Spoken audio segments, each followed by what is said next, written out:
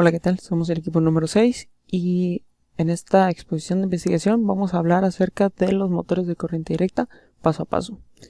Yo me presento, soy Esteban Verduzco y voy a hablarles acerca de qué son y cómo funcionan. O sea, vamos a describir a los motores paso a paso. Y para ello es importante primero entender qué es un motor de corriente directa. Dícese de un motor de corriente directa o continua, también llamado motor CC o motor DC por sus siglas en inglés, es una máquina que se encarga de convertir la energía eléctrica en energía mecánica. Esto lo hace gracias a la manipulación de un campo magnético y un campo electromagnético. ¿Cómo funciona esto? Bueno, vemos que tenemos aquí un alambre. Voy a poner un puntero. Vemos aquí que tenemos un alambre que está recibiendo un flujo de electrones, el cual causa que por su flujo a través de este alambre induce un campo magnético alrededor del cable, que de acuerdo a la regla de la mano derecha, si la recuerdan, dependiendo de hacia dónde va el flujo, es el sentido de giro que tiene este campo magnético.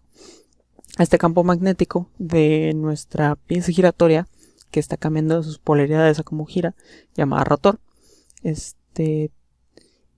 y su campo electromagnético causado por el flujo de corriente a través de él interactúa con un campo magnético producido por el estator, que puede ser de devanados o de imanes permanentes. En el caso de esta animación vemos que es de imanes permanentes. Entonces, debido a la interacción que existe entre el flujo electromagnético, el campo electromagnético producido por el flujo de corriente, el flujo de los electrones a través de esta pieza conductora, tenemos un par torsionante que causa una rotación.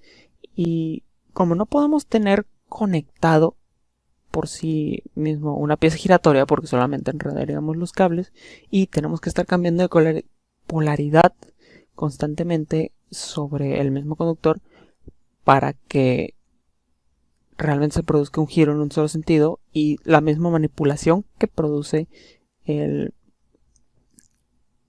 campo electromagnético creado por la conducción de la corriente, tenemos que estar cambiando la polaridad para que el lado cambiante del conductor siempre produzca su giro hacia el mismo lado, en el caso que queramos hacer circular el motor por un lado.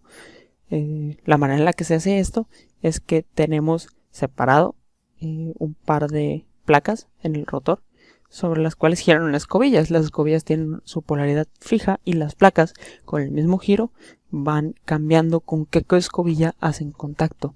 Si vemos más adelante en esta imagen, podemos ver cómo nuestro lado B está conectado al lado positivo de nuestra fuente de poder de corriente directa, y nuestro lado A está conectado al lado negativo de la fuente de corriente directa que tenemos para mover este motor. Vemos que su estator tiene su polaridad N y S. Eso significa que es un estator de imanes permanentes. Y bueno, esta polaridad interactuando con el flujo de electrones, que si recordamos principios de máquinas eléctricas, este símbolo indica que la interacción se da, de modo que, si recordamos la regla de la mano derecha, el flujo de la corriente es hacia allá, hacia adentro, se podría decir, hacia acá. Por lo tanto, el flujo electromagnético sería de esta forma. Ese flujo electromagnético interactúa con el campo magnético del estator y causa que exista esta fuerza de aquí. Ahora, por el lado contrario, del lado A, tenemos que el flujo es hacia nosotros, si lo vemos desde este punto, o hacia ustedes. Por lo tanto, el giro es en este sentido, interactuando con el campo magnético entre el estator. Bueno, produce que se logre esta fuerza. Y si vemos estas dos fuerzas yendo en sentidos opuestos, perpendiculares a la misma línea, se podría llamar, al menos en este caso, en el caso ideal que estamos en medio, que está centrado ambos lados del rotor, ambos lados del conductor de nuestro rotor, pues bueno, tenemos un par torsionante. Esto crea un movimiento y nos hace pasar al segundo estado que tiene el motor de corriente directa, que es cuando las escobillas no están en contacto con ningún lado del conductor. Sin embargo, la inercia produce que nuestro motor se siga moviendo. Y ahora vemos que en el siguiente estado. Ahora es nuestro lado A el que está conectado al lado positivo de nuestra fuente de corriente directa, y es el lado B el que está conectado al lado negativo de nuestra fuente de corriente directa que está moviendo este motor. Y a pesar de que en algún momento esta estuvo conectada al lado negativo y luego no estuvo conectado, ahora está conectada al lado positivo. Y por ese cambio, sin importar qué lado sea, la conducción de la corriente sigue siendo la misma, porque tenemos este factor de cambio, que es la conexión de las escobillas a la fuente y la fuente sobre las placas de nuestro rotor. ¿Por qué es importante este cambio? Bueno, porque es lo que nos permite seguir dándole impulso al motor de corriente directa. Pero ¿qué pasa, por ejemplo, en este segundo paso? Nosotros podremos ver, no paso, sino etapa más bien de la descripción de funcionamiento. Vemos que en este momento las escobillas no están tocando nada, y es verdad que puede no haber energía. Sin embargo, esto puede crear fluctuaciones cada vez que hay contacto y descontacto entre las escobillas y las placas del rotor. Y bueno, no tenemos mucho control sobre qué posición de toda esta placa conductora va la escobilla a mover ese motor. Por lo tanto, se creó el motor a pasos. El motor a pasos, conocido también como motor de pasos o stepper motor, dícese que es un dispositivo electromecánico que convierte una serie de impulsos eléctricos en desplazamientos angulares discretos. O sea, hace que siempre en un solo motor, dependiendo de su construcción, siempre vamos a avanzar una cantidad fija por cada paso que demos, lo que significa que esto es capaz de girar una cierta cantidad de grados, dependiendo de si funciona con pasos completos o pasos semipaso paso, que sería medios pasos, dependiendo de las entradas de control que reciba. Este motor se comporta de la misma manera que un conversor digital analógico, no el motor como tal, sino la implementación total del motor junto con su circuito de control, porque recibe señales o pulsos analógicos y nos puede producir una señal de distancia, por ejemplo, o de desplazamiento angular de una manera continua, ya una vez que es implementado totalmente. Sin embargo, cada pulso que recibe pues nada más avanza una cierta cantidad de grados. Si nos produce un desplazamiento que se podría llamar una señal continua, pero como tal el motor de pasos no es un conversor analógico digital, sino su implementación completa una vez que ya lo pones a girar, no viendo el caso de estudio de qué hace cada paso. Es como se considera realmente un conversor digital analógico. Y bueno, recibe impulsos procedentes de sistemas digitales para ser controlado. A pesar de ello, de que requiere de un control, la manera en la que nosotros podemos controlar qué tanto se desplaza angularmente nuestro motorcito no es por medio de un sistema de retroalimentación, sino que si ya sabemos cuántos pulsos cuánto avanza por cada pulso que recibe, sabemos cuántos pulsos se necesitan para avanzar una cierta distancia. Se puede hasta despejar una vez que ya se tienen planteados todos los parámetros que les va a explicar mi compañero Raúl más adelante. Y bueno, vamos a examinar ahora de acuerdo a los tipos tanto de su construcción como de su funcionamiento. Un arreglo que tienen los motores a pasos es el arreglo unipolar, o sea, hace que sin importar la etapa en la que esté el giro o el paso del motor, las bobinas siempre van a tener la misma polaridad.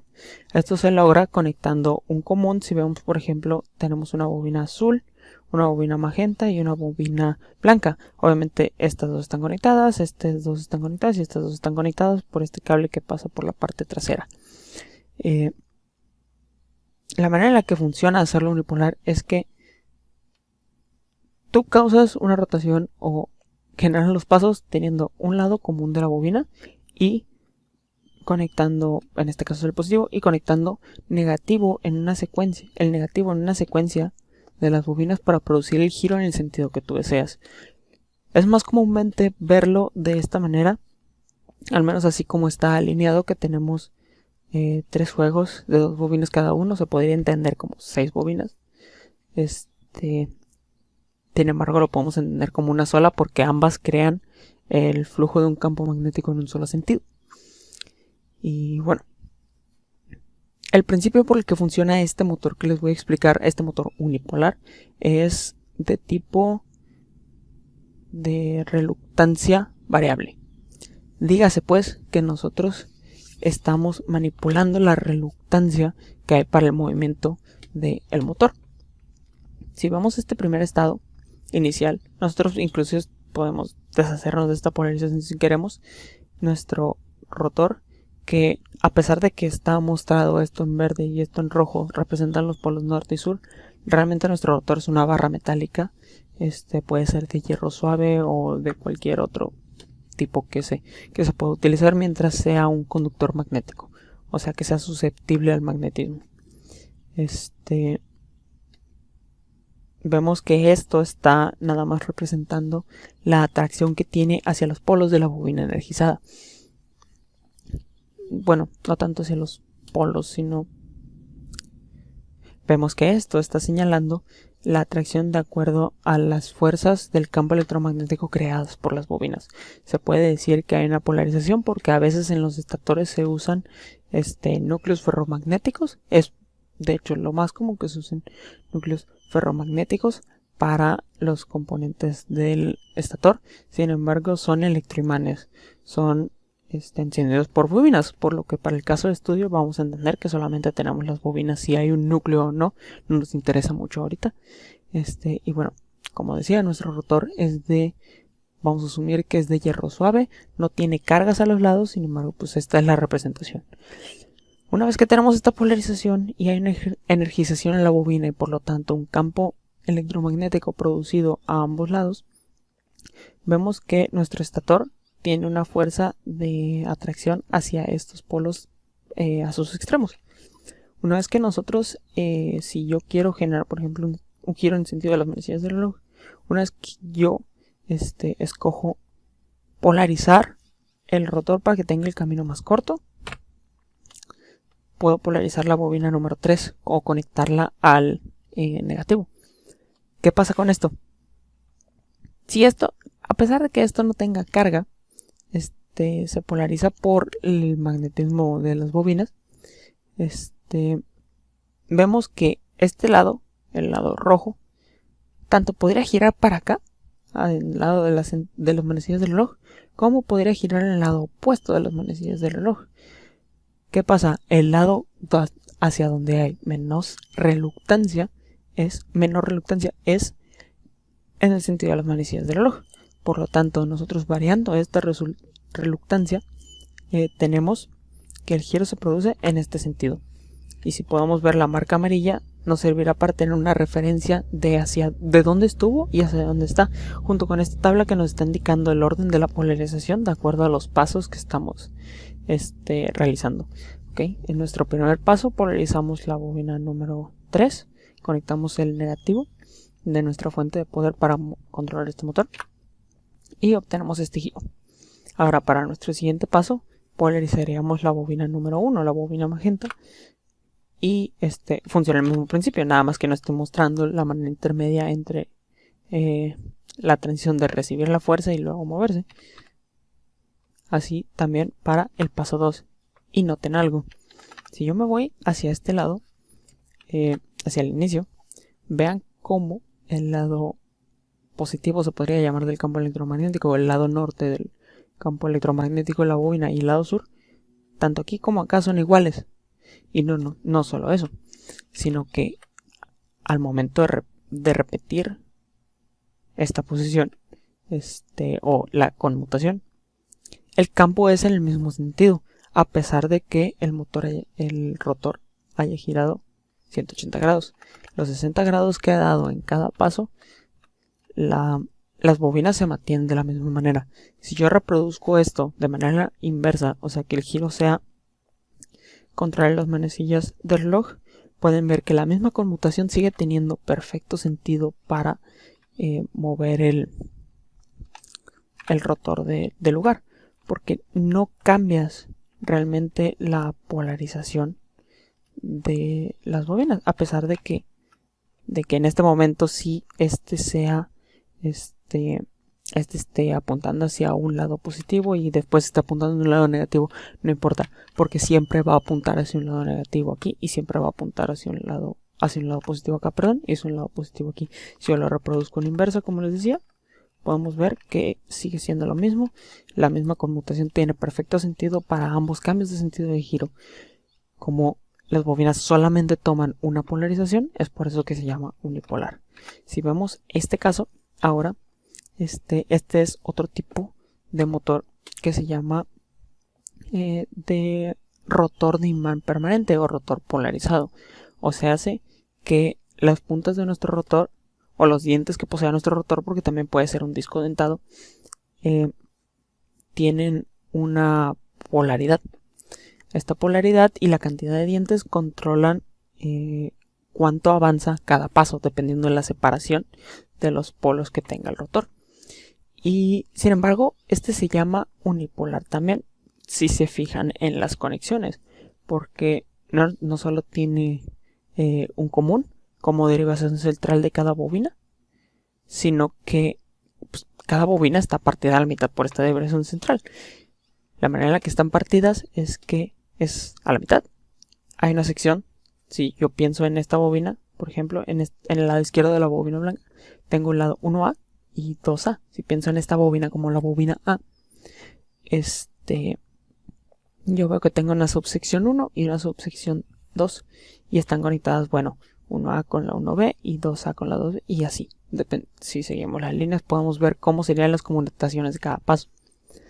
Ahora, independientemente del sentido de giro, la bobina 1A siempre va a tener esta polarización, o al menos la sección 1A a 5 siempre va a tener esta polarización, porque ya tenemos establecido el 5 como nuestro lado positivo. El campo electromagnético siempre va a tener el mismo sentido, a pesar de que después, si desconecto y conecto, la etapa 1 y después conecto para la etapa 2 para el paso 2,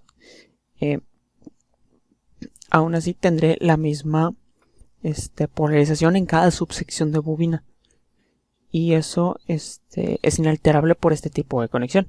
Obviamente que si tú pones un lado positivo acá y un lado negativo acá, pues ya te estás metiendo con las fases de control que estás haciendo. El funcionamiento ideal de este motor indica que su conexión es unipolar por el juego de bobinas. Si quieres que funcione correctamente, es unipolar por el juego de bobinas que se crea. Y bueno, ahora voy a pasar a hablar un poco de los motores paso a paso bipolares. Los motores paso a paso bipolares nos indican que son más difíciles de controlar, pero bipolar nos indica que las bobinas toman dos polaridades, obviamente no al mismo tiempo, sino que para completar nuestros giros, en lugar de estar nada más seleccionando qué etapas voy a conectar, estoy también alterando cada mitad de giro, cada 180 grados generalmente. Estoy alterando la polaridad que reciben las bobinas.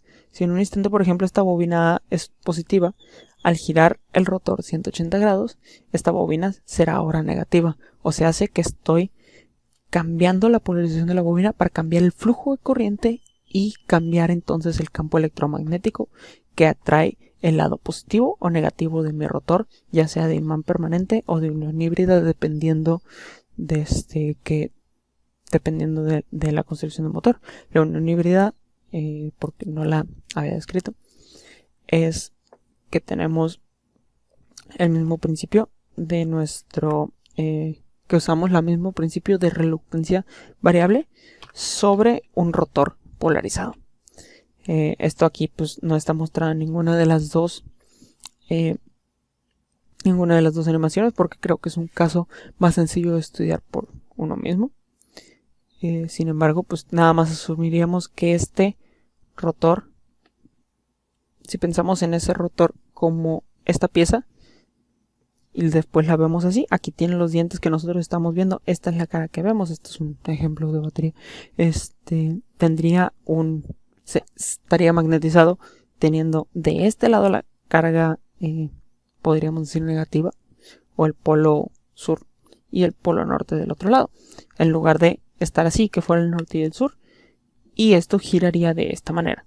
¿Dependiendo de qué? De la alineación de los dientes con las bobinas. Las bobinas en este tipo de motores tienen un núcleo que cuenta con dientes que, al ser polarizados de manera bipolar también, se alinean con los dientes de la carga que coinciden, mientras que repelen o empujan con los dientes que no están alineados. Hay un pequeño offset entre los dientes que están alineados o no entre cada paso, y es lo que hace que se pueda controlar este tipo de rotores con una conexión o arreglo bipolar. Otra cosa que estamos viendo aquí es que, por ejemplo, este motor, el de abajo, está girando con cada excitación de bobina, por lo que se llama de excitación singular. Y este de acá arriba está rotando, haciendo un modo de paso, semipaso, paso, semipaso, paso, semipaso. La manera en la que hace esto es porque en algún instante están todas las bobinas del motor encendidas, o al menos las bobinas del siguiente paso se encienden antes de que las del paso anterior se apaguen. Esto suaviza un poco el movimiento y nos ayuda a tener un poco más de torque.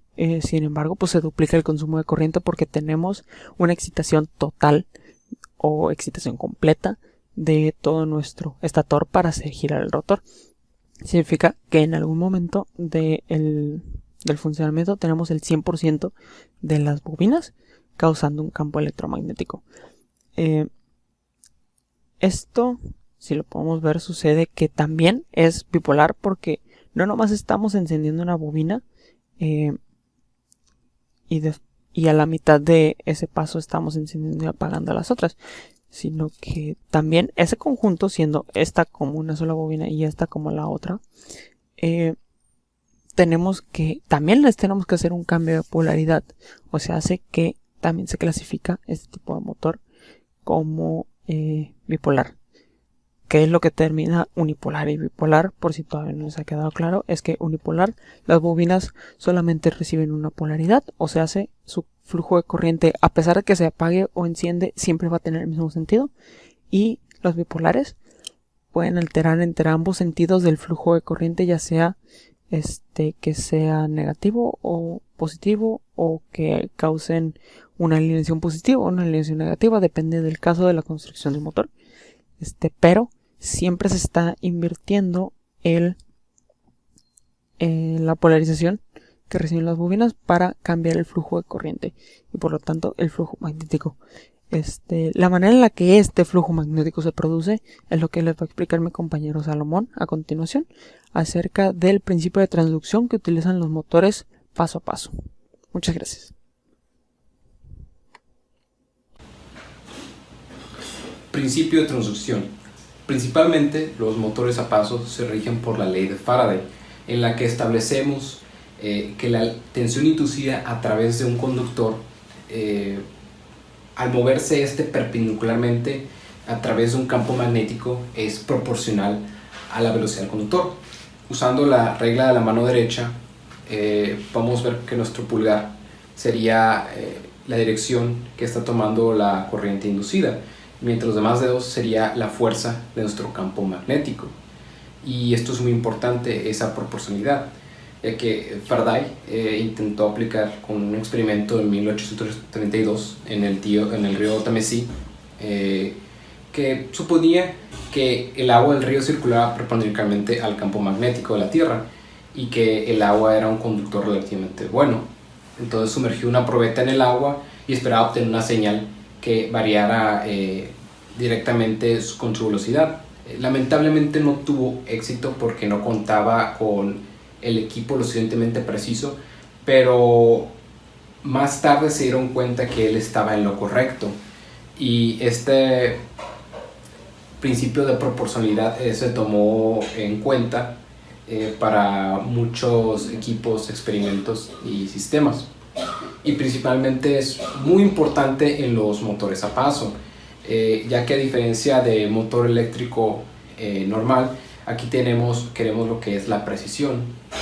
Sabemos que un motor a paso está rodeado de varias bobinas, y que lo que queremos no es tanto velocidad o torque, sino que también puede ser una necesidad, pero principalmente lo que ocupamos un motor a paso es la precisión, y gracias a ese principio de proporcionalidad podemos fácilmente calcular esa cantidad de corriente que ocupamos para mover de forma precisa nuestro motor a paso.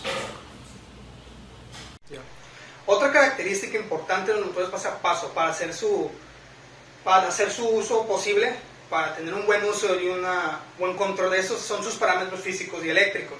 Ese es mi tema.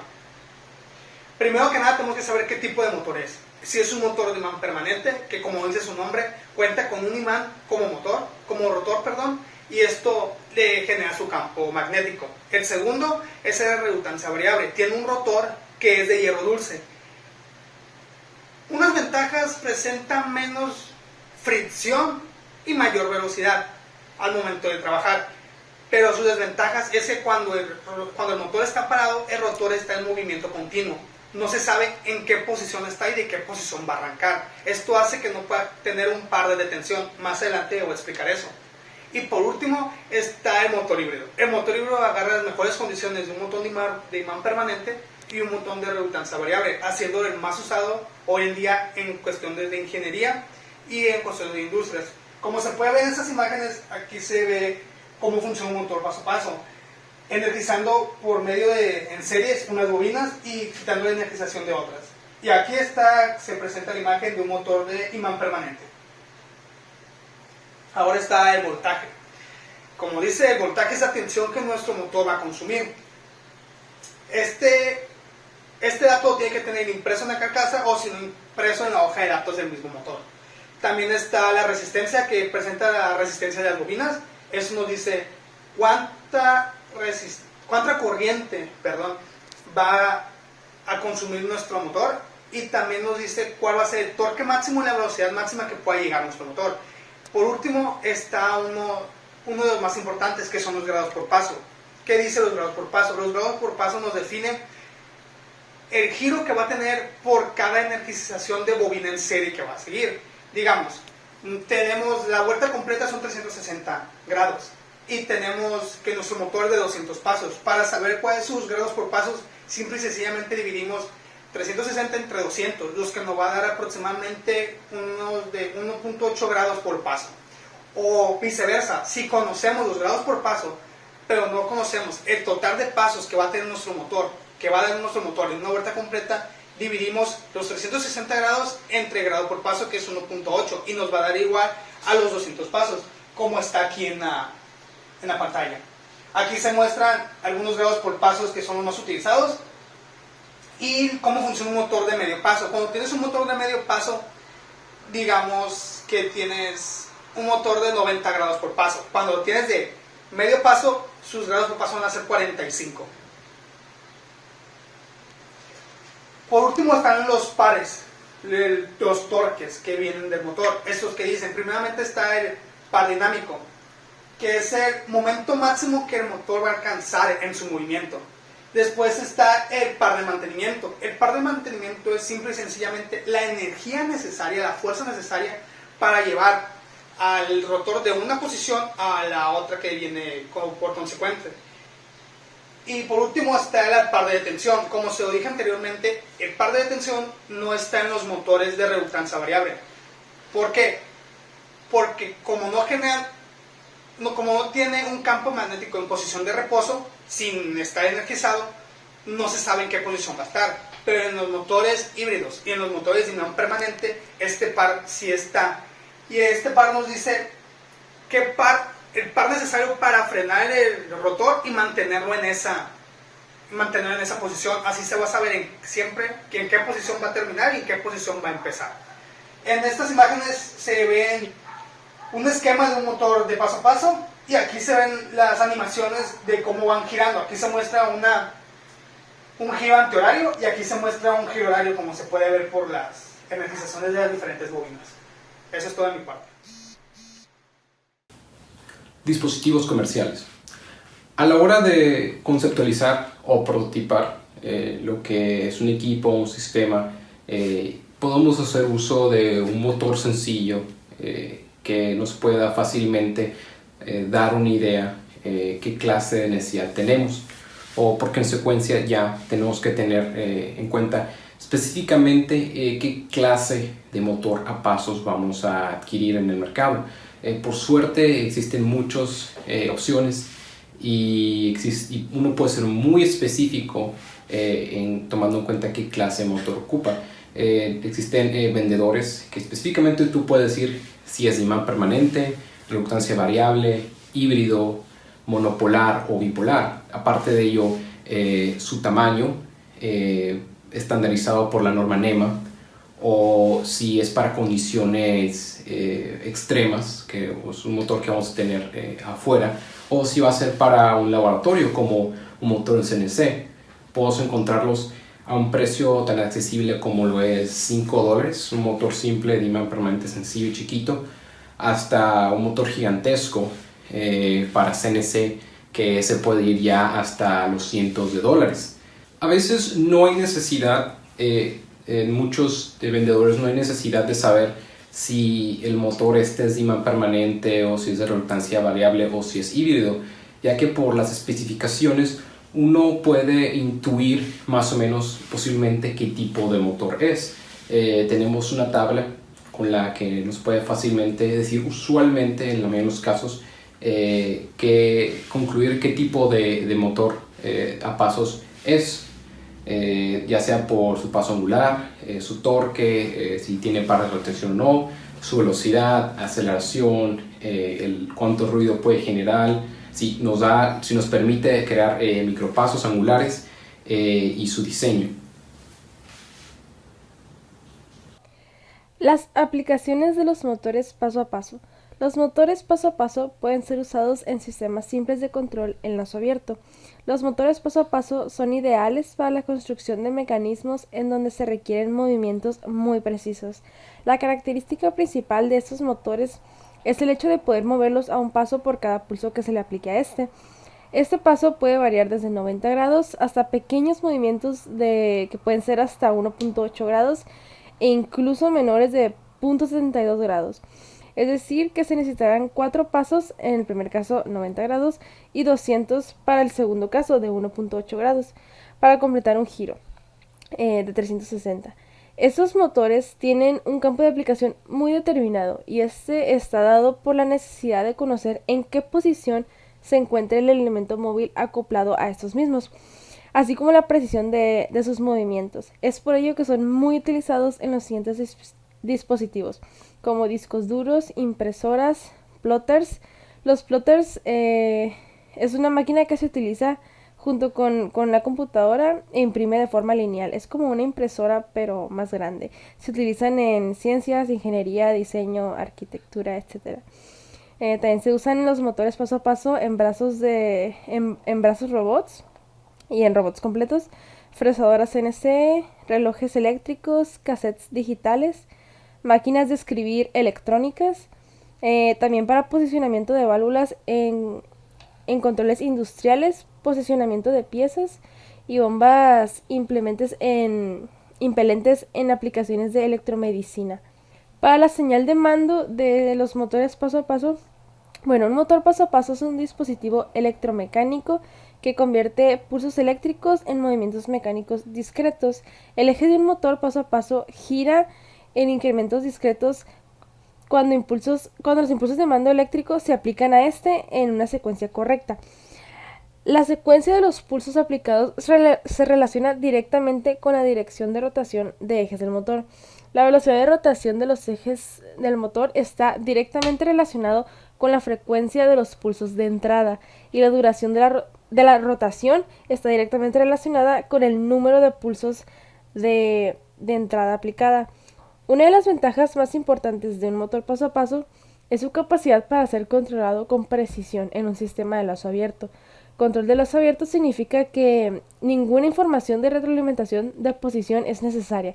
Este tipo de control elimina la necesidad de costosos dispositivos de detección y regeneración como codificadores ópticos como encoders.